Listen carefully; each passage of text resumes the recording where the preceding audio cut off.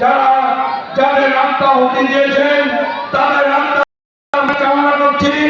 সেই সভাপতি বিন্দু সাহেব উপস্থিত আছেন। গোপালপুর উপজেলা বিএনপি মঞ্চের সামনে উপস্থিত আছেন সমর্থক ও ভোটার ভাইয়েরা।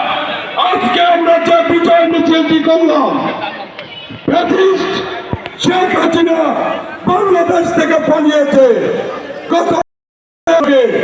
আশায় কথা থাকি আগামী জাতীয় সংসদ নির্বাচনে তাদের শীতের এমপি বানাবে এই আশা ব্যক্ত করে আমি আমার বক্তব্য শেষ করলাম। কিন্তু জিন্দাবাদ জিন্দাবাদ।